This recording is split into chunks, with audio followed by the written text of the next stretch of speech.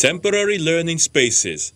As clearly written on this signboard, is all internally displaced persons at the Abagana camp in Makurdi, Benue State have had to make do with since they were displaced from their schools in January 2018.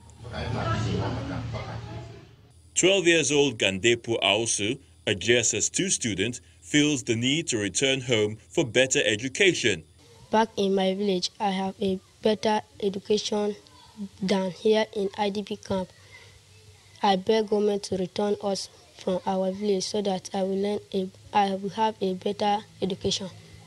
Another displaced person, Gawan Yoravier, recounts the story of how he was attacked while harvesting sesame seeds on his farm. As I went to a farm, I see them, 3 of them. So I tell them, say, this is what they do, no good. Now they finish all our problem here. Now I come to remove Benue, then they scatter the Benue, no good. The people say the challenges are enormous, and if nothing is done, they will stage a protest and consider seeking legal redress. If the government will hear me, I will protest, because the lawyers are there, everybody is here to support me. If the government will, if they warrant me, I will protest, because I'm not happy staying in this kind of a place for over 2 years, getting to 2 years. We can't stop the federal government from doing that, but before then, we want the federal government to resettle us first, before settling those who attacked us. The leadership of Miyetti Allah Cattle Breeders Association, on their part, wants proper enlightenment for concerned groups on the need to accept one another for peaceful coexistence. To carry out a sensitization across the state, particularly to the herders, for them to understand the dividends and the attention of the state government.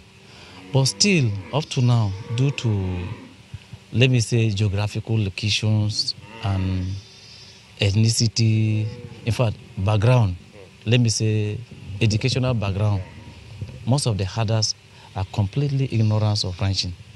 To address both security and resettlement challenges, the Commissioner of Police and the State Deputy Governor speak on how to approach the issues.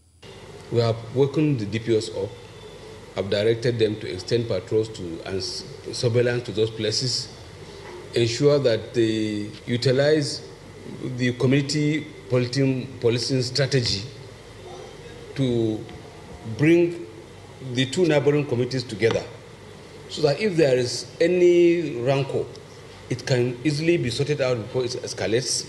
We have agreed that we will take it a little further. We are going to go to Nasarawa State to put fine touches into arrangements that will have to be made and security personnel put in appropriate places.